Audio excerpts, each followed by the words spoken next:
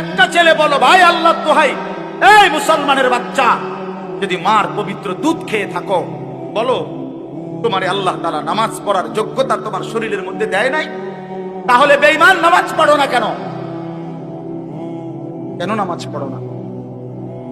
আমি দাঁড় করাই, এখানে তো অসংখ্য ছেলে এখানে আছো, এখন চেহারা দেখলে বোঝা যায় তোমার ওই চেহারার মধ্যে তো হাইওয়ান আর জানোয়ারের চেহারা।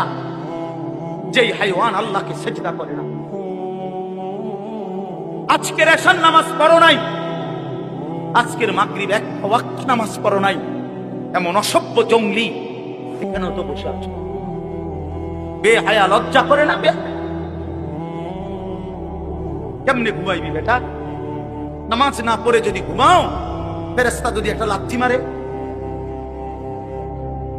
ফেরেশতা যদি একটা লাথি মারে,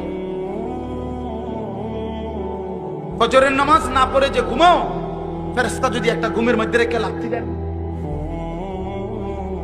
ফেরেশতা ঘুমের মধ্যে রাইখা কোনো জাতিকে ধ্বংস করে নাই? কথা বলেন না কেন? ঘুমের মধ্যে রাইখা কোনো জাতিকে ধ্বংস করছে কিনা? কওমে লূতকে ঘুমের মধ্যে রাইখা ধ্বংস করছে, কওমে সামুদকে, কওমে সালেহকে, কওমে শুআইবকে, এই চারটা জাতিকে আল্লাহ তাআলা ঘুমের মধ্যে রাইখাই শেষ করেছে। আল্লাহ আমাদেরকে মাফ করে দেন। আমার কথা রাগ করো না ভাই, উদ্দেশ্য তোমার লগে কোনো ঝগড়া করা না, আমি কোনো কাজে লাগছি না, ঠিক কিনা বলেন না কেন?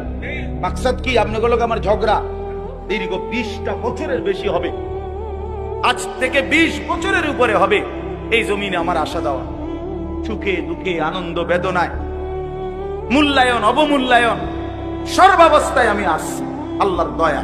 বলেন আলহামদুলিল্লাহ। আলামিন আমার কাছে মাদ্রাসায় গেছে, ভাই আমার অনেক অনেক মহব্বতের ছাত্র। প্রতিটা ঈদ, রমজানের ঈদ, কোরবানির ঈদ, আমার একমাত্র ছাত্র হয় এই ছাত্র, এই আলামিন, হে একমাত্র আমার একজন ছাত্র ব্যতিক্রম, যার একটা আমল আমি সবসময় বলি যে প্রত্যেক ঈদের দিন হয় আর কেউ ফোন করুক বা না করুক, হে আমারে ফোন করে,